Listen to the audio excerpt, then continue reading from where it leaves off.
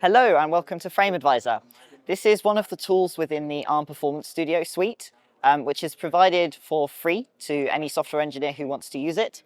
And this is a frame-based profiler. So let's go over an overview of some of the main features. So how this works is you would capture a few frames of an app running on an Android mobile target device. And then either the Vulkan or the OpenGL ES API calls that are made to the GPU by the game will be captured by Frame Advisor and then analyzed. And what we see here on the screen is the analysis view, where we can see some data visualizations and some interesting metrics that can help us to identify performance bottlenecks in the game. So let's start with the frame hierarchy. So for each frame, you can see the render passes and other workloads within that frame.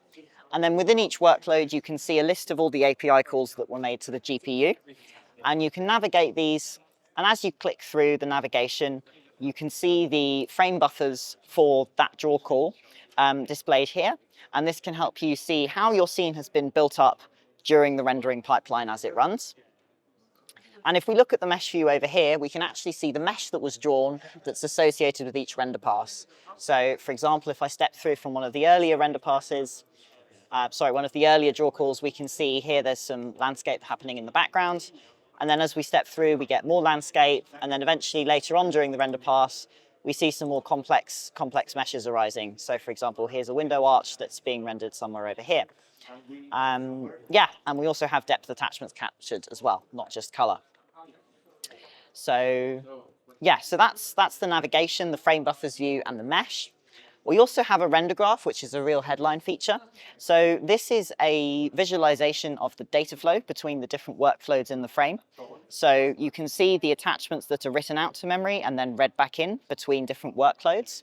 And then at the very end in the bottom right, we have what's labeled as the swap chain. So this is what the player of your game would actually see on their screen when the frame has finished rendering. So for each of these render pass nodes here, for example, you can see the draw call that's been written out and then read back in by some subsequent workload later on. You can track each of the attachment nodes through your rendering pipeline as well. We also have a programs view here where you can see all of the different shader programs. And you can see some metrics here about how intensive these shaders are. And if you right click, you can open the source code. For OpenGL, you just can directly view your shader source code, and for Vulkan, you will see decompiled SPIR-V code here.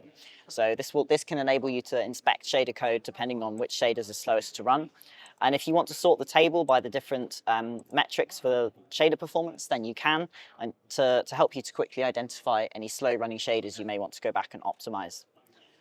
We also have a detailed metrics view up here that's populated with some important metrics for each draw call. So for example, the number of shaded vertices, the number of primitives, index size, vertex size, both in bytes, and the mesh bandwidth. And if you click the information button, you can expand and collapse more detailed information and advice about how you can best use these metrics to optimize the game that you're developing. If you want to see the API calls in more detail, maybe also with the parameters that went with them, the API calls view is your friend. You can navigate through here and it will automatically scroll to the right API call.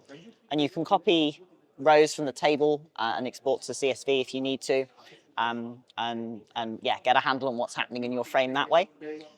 And lastly, we have the content metrics view. So for each frame render pass and draw call, you can see metrics like number of primitives, unique vertices, vertex size, vertex shading efficiency, and vertex memory efficiency, both of which are not taken directly from hardware counters, but they are approximated based on the captured API calls.